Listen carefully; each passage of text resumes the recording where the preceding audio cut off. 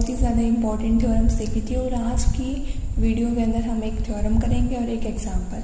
सबसे पहली जो हमारी थ्योरम है उसकी स्टेटमेंट रहेगी show that if G is an infinite cyclic group then G has exactly 2 generator.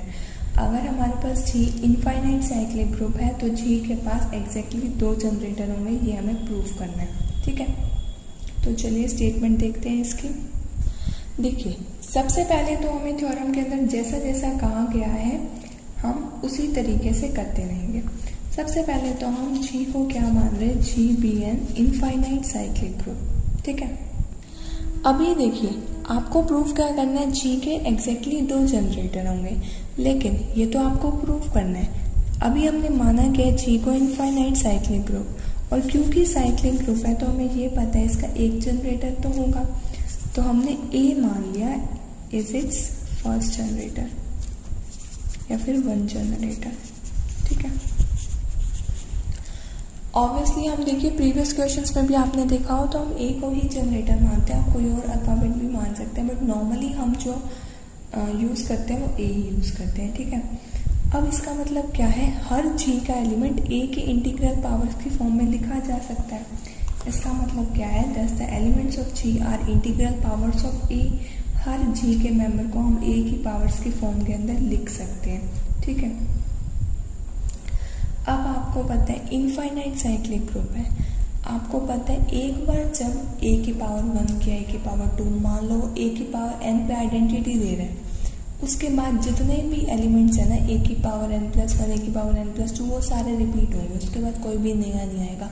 अब आपको पता है क्योंकि इनफाइनाइट है तो किसी भी पावर पे आइडेंटिटी तो देगा नहीं। ठीक है, इसका मतलब आपको यहाँ से आप ये चीज़ निकाल सकते हो कि कोई भी 2 इंटीग्रल पावर इक्वल नहीं आएंगी कभी भी। इक्वल कब आती, जब वो एक बार आइडेंटिटी आने के बाद रिपीट होने लग जाती, और अगर गलती से एक बार भी आइडेंटिटी आ गया तो ग्रुप का ऑर्डर वही बन जाएगा, लेकिन ग्रुप का ऑर्डर कोई n या m नहीं है, कोई फाइनाइट नंबर नहीं है, ग्रुप का ऑर्डर तो इनफाइनाइट है।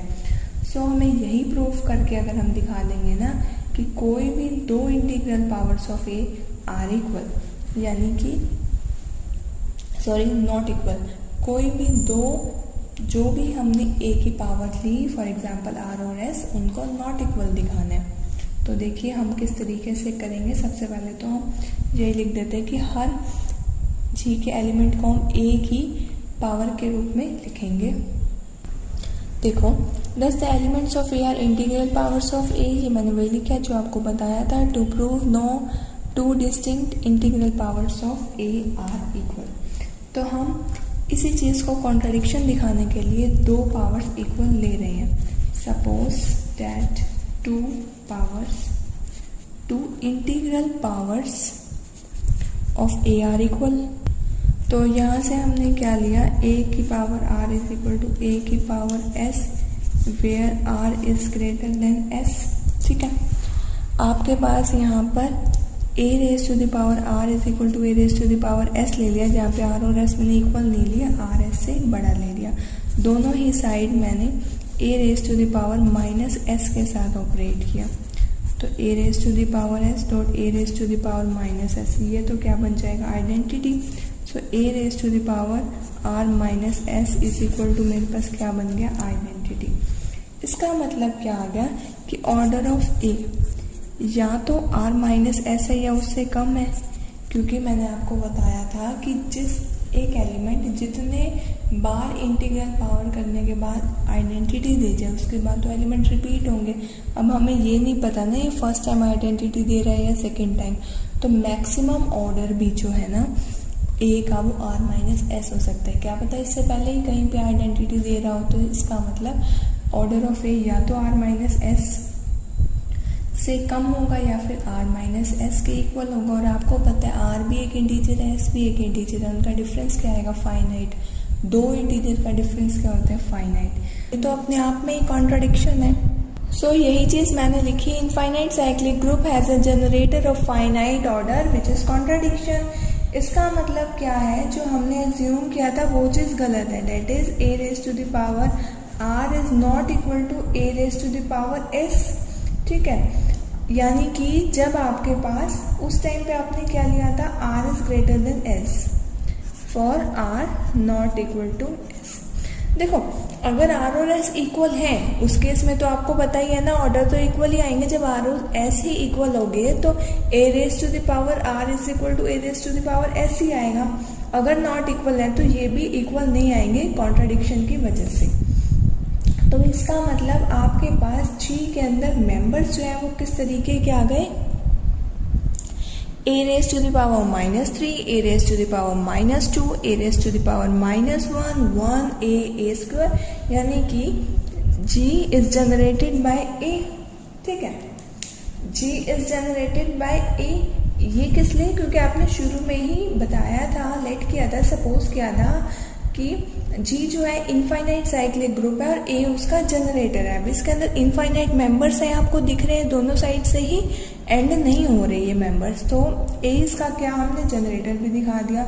अब आप a raise to the power r को लिख सकते हैं a raise to the power -1 raise to the power -r। ठीक है, जिसकी वजह से आपने क्या दिखा दिया, a raise to the power -1 भी क्या है, जनरेटर है उसी ग्रुप का। ये आपने कैसे दिखाया कि हर a raise to the power r for any r belong to, देखो ये जो आर है a raise to the power r, ये मेंबर है जी का, और आपको पता नहीं है पर्टिकुलर कौन सा मेंबर है। तो आपने इस चीज में ये दिखाया कि किसी भी मेंबर को a raise to the power r को मैं रिप्रेजेंट कर सकती हूँ ए इनवर्स की फॉर्म में, यानी कि ए इनवर्स भी क्या आ गया, ग्रुप का जनरेटर आ गया, ग्रुप का जनरेटर आ गया। ठीक है, a raise to the power m generator नहीं आएगा किसी भी इंटीजर m के लिए अदर देन +-1। देखिए अब आपको ये चीज़ खटक रही होगी कि ऐसा क्यों, अदर देन +-1 के लिए a raise to the power m generator क्यों नहीं आएगा। आइए देखते हैं कि किस तरीके से होगा ये। अगर आपके पास a raise to the power m generator है g का, a raise to the power m generator है g का, तो ए बिलोंग टू जी के लिए आपके पास, आप इसको a raise to the power m raise to the power k में लिख सकते हो, जहाँ पर k भी क्या होगा, generator, where k is some integer. देखिए मैं आपको क्या कह रही हूँ, हम यहाँ पर क्या दिखा रहे हैं कि जो m है वो या तो प्लस आएगा, +1 आएगा या -1। अब आपको दिखा रही हूँ मैं किस तरीके से। आपने मान लिया कि a raise to the power m generator है जी का, अभी आपको m तो नहीं पता क्या है। अगर आपके पास a raise to the power m generator है जी का, तो आपके पास कोई भी एक मेंबर ले लें हम जी में से, उसको a raise to the power m की फॉर्म में आप रिप्रेजेंट कर सकते हो। ठीक है, तो a को मैंने रिप्रेजेंट कर दिया a raise to the power m की पावर k में। अब मैं सेम m तो इंटीजर ले नहीं सकती ना, मुझे किसी और अल्फ़ाबेट को यूज़ करना होगा डिनोट करने के लिए, तो मैंने ले लिया k।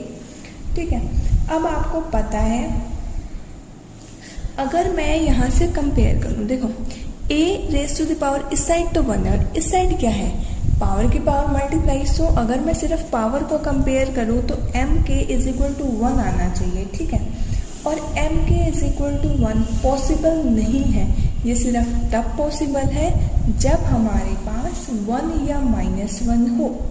ठीक है, तो इस चीज़ के बाद आप ये कह सकते हैं कि ये चीज़ तभी पॉसिबल है आपके पास जब आपके पास 1 या -1 हो। क्योंकि देखिए मान लिया हमने m को ले लिया 2, आप कह रहे हैं ना हम 1 लेंगे ना हम -1 लेंगे, हम तो ले रहे हैं 2। जैसे ही आपने 2 लिया तो mk is equal to 1, m आपके पास 2 आ गया तो k की वैल्यू आ गई 1/2।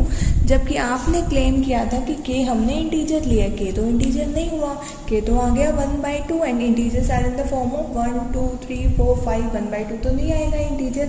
सो आपके पास जो जनरेटर्स आए हैं वो a आए हैं और a का इनवर्स। ठीक है, तो ये थ्योरम आपकी काफ़ी इंपॉर्टेंट थी एग्जाम पॉइंट ऑफ व्यू। अब एक नेक्स्ट हम क्वेश्चन देखते हैं। क्वेश्चन एग्जाम्पल है 1.4 का और पेपर्स में काफ़ी बार देखा गया, प्रीवियस ईयर्स में आप अगर देखेंगे अपने प्रीवियस ईयर्स उठा के तो उसमें बहुत बार वो क्वेश्चन रिपीट हुआ है, तभी मैं यहाँ पर करा रही हूँ और बच्चों को उसमें कन्फ्यूजन भी होती है। ठीक है, तो चलिए उस क्वेश्चन की स्टेटमेंट देखते हैं। एग्जाम्पल की स्टेटमेंट है, if an abelian group of order 6 contains an element of order 3 show that it must be cyclic group. आपको प्रूफ करना है कि आपके पास अगर एक अबिलियन ग्रुप है जिसका ऑर्डर 6 है और उसके पास एक एलिमेंट है जिसका ऑर्डर 3 है तो वो साइक्लिक ग्रुप है।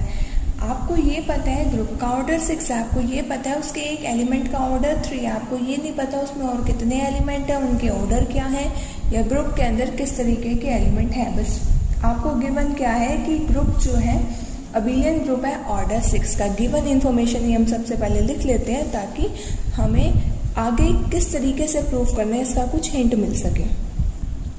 सो G be an abelian group of order 6। अब आपने एक कंसीडर कर लिया element, consider a belong to G, a कोई भी एक एलिमेंट है आपके पास जी का जिसका ऑर्डर क्या है 3, हैविंग ऑर्डर 3। ठीक है, ये आपको गिवन है इस क्वेश्चन के अंदर कि ऑर्डर 3 है। किसी भी एलिमेंट के ऑर्डर 3 होने का क्या मतलब है, उसको उतनी बार ऑपरेट करने पे वो आइडेंटिटी देता है। ठीक है, यानी कि ए को 3 बार ऑपरेट करने पे वो आइडेंटिटी देगा। ये हम किस लिए यूज कर रहे हैं, आइडेंटिटी, ग्रुप की आइडेंटिटी को डिनोट करने के लिए। किसी भी एलिमेंट के कुछ ऑर्डर, एन ऑर्डर है अगर किसी एलिमेंट का, उसका मतलब क्या है कि उसको एन टाइम्स ऑपरेट करने पे आपके पास आइडेंटिटी आ रहा है। ठीक है, अब आपको यहाँ से क्या दिख रहा है, 6 इज एन इवन नंबर, क्योंकि आपके ग्रुप के अंदर इवन नंबर ऑफ एलिमेंट हैं, क्योंकि आपके ग्रुप के अंदर इवन नंबर ऑफ एलिमेंट्स हैं, जिसकी वजह से आपको पता है, आप ये कह सकते हैं that there must exist an element b belong to G such that b is not equal to e and b inverse is equal to b. देखिए ऐसा क्यों, आपके पास इवन ऑर्डर है ग्रुप का। ठीक है, ग्रुप का order 6 and that is even. इसका मतलब क्या है, कोई एक ऐसा बी बिलोंग करेगा जी के अंदर कि ना तो वो आइडेंटिटी होगा, क्योंकि आइडेंटिटी का ऑर्डर 1 है, दैट इज ऑड। और आपको ये भी पता है कि आइडेंटिटी का हमेशा ऑर्डर 1 होता है ग्रुप के अंदर, और ऑर्डर 1 जितने भी एलिमेंट का होता है, ऐसा एलिमेंट सिर्फ एक आइडेंटिटी ही होता है। ठीक है, अब आपके पास इवन नंबर ऑफ एलिमेंट की वजह से आप ऐसा कह रहे हैं कि एक आपके पास बी ऐसा मिल जाएगा such that b inverse is equal to b, यानी कि जिस बी का ऑर्डर 2 होगा। ये हमने तब कहा क्योंकि आपके पास ग्रुप का ऑर्डर 6 है। ठीक है, ठीक है, तो अब मैंने यहाँ पर यही चीज़ लिखी है, बी इनवर्स बी के इक्वल होने का मतलब क्या है, b square is equal to b, b square is equal to e. ठीक है, दोनों साइड आपने बी ऑपरेट किया, b square is equal to e. 2 बार ऑपरेट करने पे कोई एलिमेंट अगर आइडेंटिटी दे रहा है, इसका मतलब क्या है, ऑर्डर ऑफ बी क्या आ गया 2। वैसे तो अगर 2 बार ऑपरेट करने पे आपके पास कोई भी एलिमेंट आइडेंटिटी दे रहा है, तो या तो उस एलिमेंट का ऑर्डर 2 होगा या 2 से कम। ठीक है, लेकिन आपको पता है एक ऑर्डर का ग्रुप के पास एक ही एलिमेंट होता है, दैट इज आइडेंटिटी। सो आपने यहाँ पर कह दिया कि ऑर्डर ऑफ बी 1 तो हो नहीं सकता, सो 2 ही होगा। ठीक है, अब आपके पास ऑर्डर ऑफ बी इनवर्स भी कितना आएगा 2, क्योंकि बी और बी इनवर्स सेम ही है। ठीक है, अब ए का तो आपके पास ऑर्डर है 3, ऑर्डर ऑफ ए आपके पास है 3, ऑर्डर ऑफ बी आपके पास है 2। इससे आपको ये तो पता लग गया a is not equal to b inverse, क्योंकि आपके पास बी इनवर्स का ऑर्डर 2 है और ए का ऑर्डर आपके पास 3 है। इस क्वेश्चन को ध्यान से समझिएगा, एग्जाम में काफ़ी बार आता है ये क्वेश्चन। ठीक है, तो ए का ऑर्डर 3 है, बी इनवर्स का ऑर्डर 2 है। अभी आपको पता लगेगा कि बी इनवर्स हम क्यों निकाल रहे हैं। ठीक है, तो ये बात तो यहाँ से क्लियर है कि दोनों के ऑर्डर्स इक्वल नहीं है, तो दोनों एलिमेंट्स भी इक्वल नहीं होंगे। ठीक है, अब इसी के अंदर अगर हम पोस्ट मल्टीप्लाई बाय बी कर दें, पोस्ट मल्टीप्लाई बाय बी, तो आपके पास ये चीज़ क्या बन जाएगी, a is not equal to b inverse, post multiply by b करने पे ये आ जाएगा आपके नॉट इक्वल, आपके पास यहाँ पे अभी भी रहेगा। इसका मतलब देखो बी इनवर्स बी, किसी भी एलिमेंट को उसी की इनवर्स के साथ ऑपरेट कर देने पर क्या आ जाता है आपके पास, identity. So a b is not equal to identity, a b identity के इक्वल नहीं है, ये तो आपको पता लग गया। ए बी आइडेंटिटी के इक्वल नहीं है, तो चलिए देखते हैं हम ए बी का स्क्वायर क्या आएगा, यानी कि एलिमेंट को 2 बार ऑपरेट करते हैं। क्योंकि आपको पता है ए एलिमेंट ग्रुप से है, बी भी ग्रुप से है, तो इसका मतलब इनको ऑपरेट करने हुए बाय क्लोजर ए बी भी कहाँ से आएगा, ग्रुप के अंदर से। ए बी खुद तो आइडेंटिटी आया नहीं, और आपको ये भी पता है कि ए बी किसी ना किसी पर आइडेंटिटी देकर जाएगा हमें, ठीक है। ए बी को 2 बार ऑपरेट किया तो आपके पास क्या आ जाएगा, ए स्क्वायर बी स्क्वायर। ए स्क्वायर ए की 3 आइडेंटिटी है, ए की पावर 2 कुछ भी नहीं है तो ये एज इट इज लिख देंगे, और बी को 2 बार ऑपरेट करने पे आपके पास आ जाएगा identity and that is equal to a की पावर 2।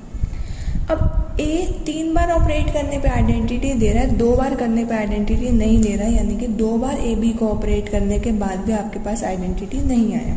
चलिए अब हम इसी मेंबर को करते हैं 3 बार ऑपरेट।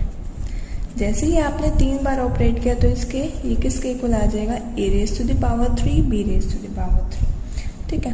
अब ए को 3 बार ऑपरेट करने पे आ रहा है आइडेंटिटी, बी को 2 बार ऑपरेट करने पे आ रहा है आइडेंटिटी और 1 बार एस। इसको हम b raise to the power 2 into b लिख सकते हैं, जहाँ पर ये भी आपके पास क्या आ गया, identity, identity into identity, identity. अब ये आ गया आपके पास b that is again not equal to identity, ठीक है।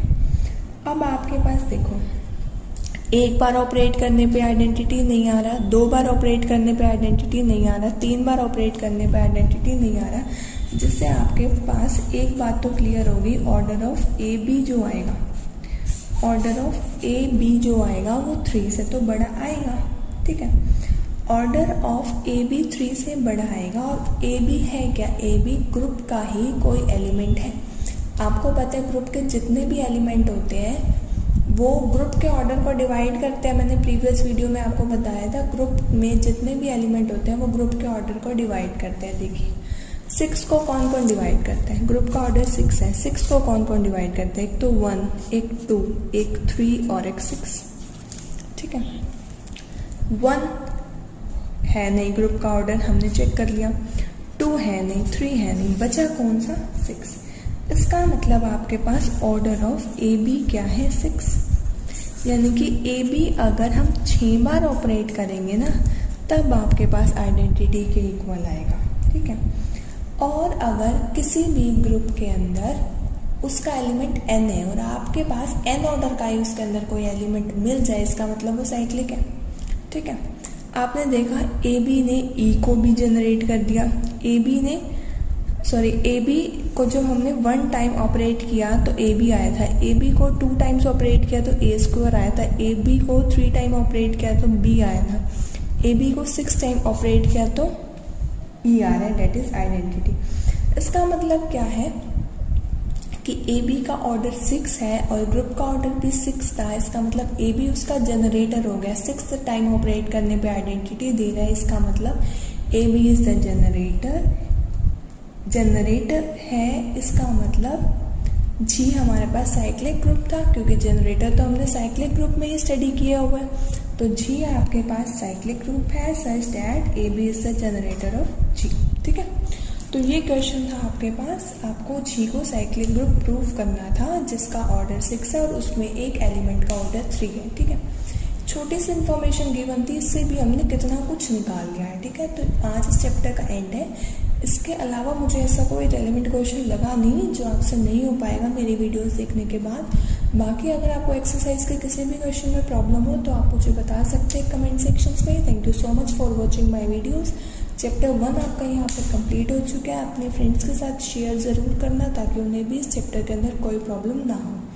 इसके बाद 1-2 दिन तक आप मुझे कमेंट सेक्शन में बता दीजिए आपको चैप्टर 2 की वीडियोस चाहिए या चैप्टर 3 की, क्योंकि कुछ बच्चे क्या है सिलेक्शन करते हैं, उनको चैप्टर 2 क्योंकि चैप्टर 1 से कंप्लीट क्वेश्चन बन जाता है तो वो चैप्टर 2 को छोड़ देते हैं, ठीक है। तो रेगुलर वीडियोस मैं नहीं डाल पाती, मेरे लिए पॉसिबल नहीं है रेगुलर वीडियोस डालना। सो चैप्टर 3 पहले स्टार्ट करना है या चैप्टर 2, इनके अलावा भी अगर रिंग से स्टार्ट करना है तो आप वो भी मुझे कमेंट सेक्शन में बता सकते हैं, तो प्लीज़ रिप्लाई ज़रूर कीजिएगा। सो ये चैप्टर यहीं तक था, अब बाकी की वीडियोस हम नेक्स्ट चैप्टर में ही देखेंगे, ठीक है। So thank you so much for giving me a lot of support. अगर आपको ये वीडियोस मेरी पसंद आई हो तो प्लीज़ लाइक ज़रूर कीजिएगा और चैनल को सब्सक्राइब करना मत भूलिएगा। Have a nice day.